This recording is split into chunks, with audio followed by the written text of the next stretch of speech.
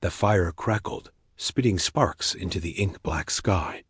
Around it, three friends, Mark, Chloe, and Jack, nursed beers and the quiet dread that always seemed to settle over them on these trips. They'd been coming to this spot in the redwood forest for a decade, but this year was different. The air was too still. The silence between the crickets' chirps was too long. "All right," Jack said, breaking the quiet. "I've got one for you. My grandfather told me this story, swore it was true. He spoke of a local legend, a creature known as the Listener. It was said to inhabit the deepest parts of the forest, a thing with no eyes or mouth, only ears. It hunted by sound, drawn to voices and laughter, and its victims were never found again. The only way to survive, his grandfather claimed, was to stay perfectly silent when you heard it approaching." Chloe shivered, wrapping her arms around her knees. "Jack, that's not funny," Mark just scoffed. "Sounds like something your grandpa made up to get you to shut up." Jack just shrugged and took a swig of his beer. "Maybe, but my grandpa was a hunter. He said the Listener's call was a perfect mimicry of human words, a trick to draw you out." The three friends fell silent again, the story hanging in the air. That's when they heard it. A whisper, faint but distinct, coming from the shadows beyond their circle of light. "Chloe?" the whisper said. It sounded exactly like Mark. Chloe's head snapped up. "What Mark?"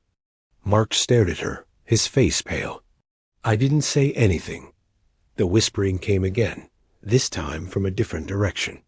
"Chloe? You're being silly." It was Mark's voice again, but wrong too smooth, without the usual rasp.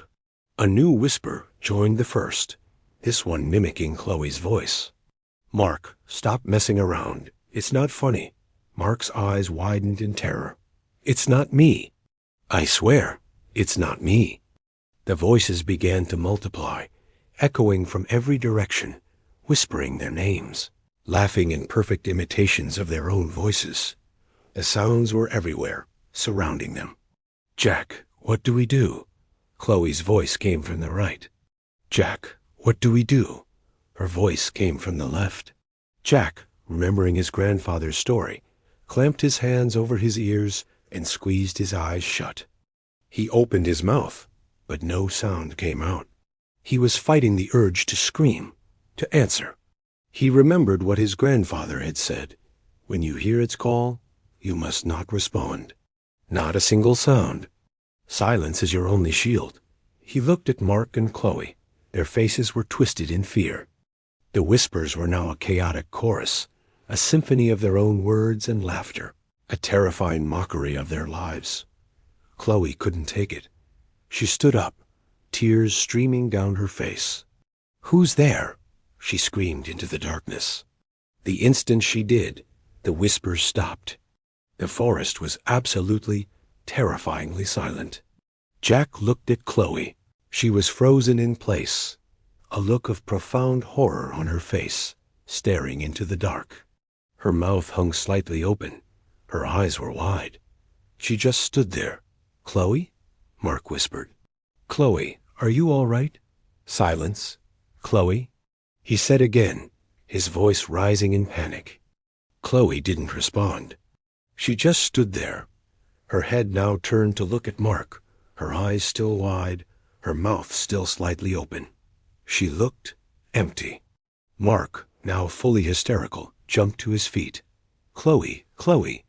The moment he screamed her name, the silence shattered. A wet, tearing sound came from the darkness where Chloe had been staring. The sound was followed by a sickening thud. Jack stared at Mark. "Mark, no. You shouldn't have done that." The whispers started again, but this time they were different. A single wet, gurgling sound echoed through the trees, a sound so horrible it turned Jack's stomach. Then two new whispers joined the chorus, a perfect mimicry of Mark's panicked cries and Chloe's terrified scream. The sounds were everywhere, and they were closing in. Jack looked into the fire's dying embers, his face a mask of cold terror. He felt a wet, sticky drop on his cheek and didn't dare wipe it away. He looked up at the stars, but all he saw were the looming shadows of the trees, 1,000 unseen eyes watching. He closed his eyes, remembering the one command his grandfather had given him. He held his breath, and he waited in silence.